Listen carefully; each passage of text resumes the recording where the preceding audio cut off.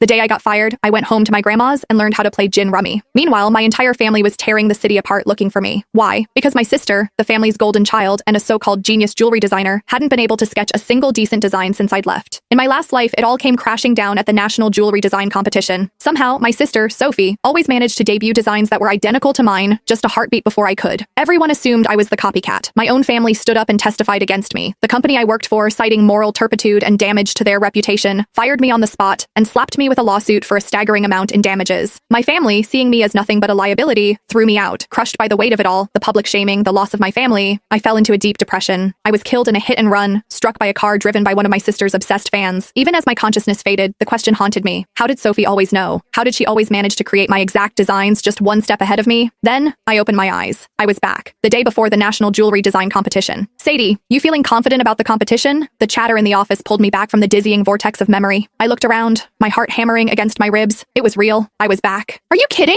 Sadie snagged the Designer of the Year award 3 times running, a colleague, Maria, said, giving me a playful nudge. She's got this in the bag. I managed a weak smile, unable to form words, because only I knew what was coming. In my last life, I submitted a design I had poured my soul into for days. On stage in front of everyone, I was branded a fraud. They displayed 2 sketches on the main screen. They were identical, down to the last delicate line of filigree on the setting. But the timestamp on the other submission was a full day before mine. And the artist? My dear sister, Sophie Walker. She stood in the audience, her eyes wide and red-rimmed, staring at me with a look of shattered betrayal. She brought a microphone to her lips, her voice trembling as it echoed through the auditorium. Sadie, how could you? If you were blocked, I would have helped you find inspiration, but to steal my work? Why? I was frozen. That was my design. It had lived on my encrypted laptop, unseen by any other human eye. Before I could even begin to explain, the crowd erupted. Get the plagiarist off the stage. The nerve of her, showing up with a stolen design. She doesn't deserve to be a designer. Fraud. I grabbed a microphone to defend myself, but my voice was drowned out by the jeers. A few scattered voices of support were quickly silenced when my own parents took the stage. They held up photos of Sophie, supposedly working through the night at her drafting table at home. They spoke of their profound regret, of how they were ashamed to have a daughter like me, and announced their intention to sever all ties. After that, it was over. No one believed me. Security escorted me out of the building. The moment I turned on my phone, it was a firestorm of hatred. Back at my apartment, I checked my laptop. No viruses, no spyware, no remote access logs. The computer and my physical sketchbooks had been with me at all times. There was no conceivable way the design could have leaked. But Sophie's was identical. Every idea, every spark of inspiration, every line I drew, it was all mine. I could not have copied her. It was impossible. Hey, Sadie. Maria's voice cut through my thoughts again. I heard your sister is competing this year too. Any friendly family rivalry? Who do you think will take home the top prize? Not long after I'd started at this firm, Sophie, by some mysterious coincidence, had gotten hired too. The mention of her name sent a jolt of pure terror through me. My fists clenched so tightly my nails dug into my palms, drawing blood. My sister, Sophie. When she was born, she didn't cry. While all the other newborns in the nursery were wailing, she was silent. My mother, convinced it was a bad omen, brought in a spiritualist, a so-called seer from the mountains.